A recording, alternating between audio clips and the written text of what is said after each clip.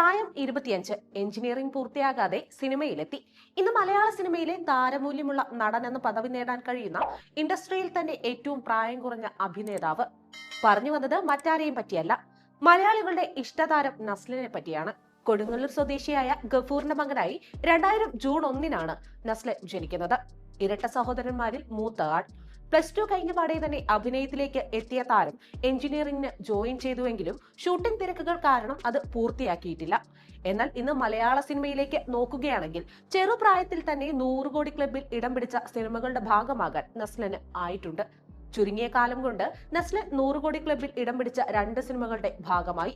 ഈ ചെറിയ പ്രായത്തിൽ തന്നെ സിനിമ ഇൻഡസ്ട്രിയിൽ തന്റേതായ സ്ഥാനം നേടിയെടുക്കാൻ ഈ കൊടുങ്ങല്ലൂരുകാരന് സാധിച്ചു എന്നത് തന്നെയാണ് വാസ്തവം. മമ്മൂട്ടിയെ നായകനാക്കി വൈശാഖി സംവിധാനം ചെയ്ത മധുരരാജ തിയേറ്ററുകളിലെത്തിയപ്പോൾ സിനിമയിൽ ആരും പെട്ടെന്ന് കാണാത്ത ഫ്രെയിമിലെ ഒരു മൂലയിൽ നസ്ലൻ എന്ന ചെറുപ്പക്കാരനുണ്ടായിരുന്നു.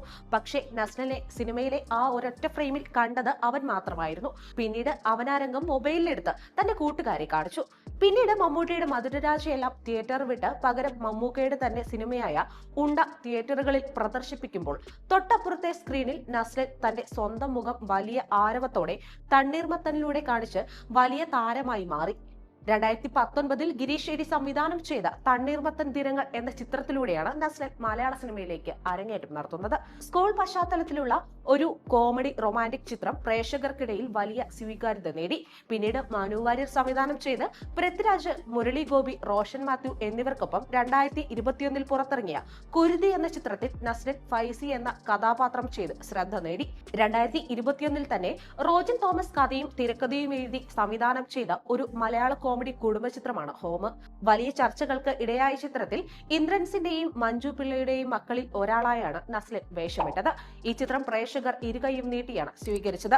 ഇനി ഇതേ വർഷം തന്നെ നാദിർഷ സംവിധാനം ചെയ്ത് ഡിസംബറിൽ പുറത്തിറങ്ങിയ കേശു ഈ വീടിന്റെ നാഥൻ എന്ന ചിത്രത്തിലും നസ്ലൻ മികച്ച പ്രകടനം കാഴ്ചവെച്ചിരുന്നു. ഒരേ വർഷം 3 സിനിമകൾ ചെയ്ത് നസ്ലൻ തന്റേതായ സ്ഥാനം ഉറപ്പിച്ചു എന്ന് തന്നെ പറയാം. പിന്നീട് 2022 നിരവധി സിനിമകൾ നസ്ലനെ തേടിയെത്തി. സൂപ്പർ ശരണ്യ, മകൾ, പത്രോസിന്റെ പടപ്പുകൾ, ജോ ആൻഡ് ജോ, അയാം കാതലൻ എന്നീ സിനിമകളിലൂടെ വീണ്ടും നസ്ലൻ മലയാള പ്രേക്ഷകർക്കിടയിൽ ശ്രദ്ധ നേടി. 2023 അയൽവാശി, 18+, നെയ്മർ തുടങ്ങിയ ചിത്രങ്ങൾ ചെയ്തുവെങ്കിലും 2024 ഗിരീഷ് ഷെഡി സംവിധാനം ചെയ്ത് Bhavana studios, Fahadh Faasil and friends, working class hero എന്നിവർ ചേർന്ന് നിർമ്മിച്ച റൊമാന്റിക് കോമഡി ചിത്രമായ പ്രേമലുവിലൂടെയാണ് നസ്ലിന്റെ കരിയറിൽ ഏറ്റവും വലിയ വഴിത്തിരിവ് ഉണ്ടാകുന്നത്. നസ്ലിനും മമിത ബൈജുവും അഭിനയിച്ച ഈ ചിത്രം ബോക്സ് ഓഫീസിൽ വൻ വിജയമായിരുന്നു. ലോകമെമ്പാടും 2024 ഏറ്റവും കൂടുതൽ കളക്ഷൻ നേടിയ മലയാളം ചിത്രമായും 2024 ഏറ്റവും കൂടുതൽ കളക്ഷൻ നേടിയ 7ാമത്തെ ഇന്ത്യൻ ചിത്രവുമായി മാറി. മലയാളത്തിനു പുറമെ തമിഴ്, തെലുങ്ക് ഭാഷകളിലേക്കും ചിത്രം മൊഴിമാറ്റം ചെയ്യപ്പെടുകയും അവിടെയും വമ്പൻ വിജയം ആവർത്തിക്കുകയും ചെയ്തു.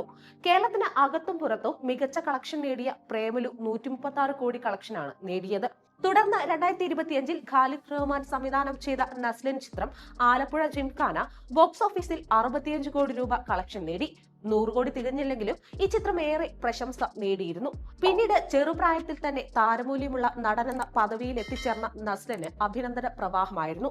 വിരലിലെണ്ണാവുന്ന ചിത്രങ്ങൾ മാത്രമാണ് നസ്ലിൻ ചെയ്തതെങ്കിലും എല്ലാം സൂപ്പർ ഹിറ്റുകളായിരുന്നു.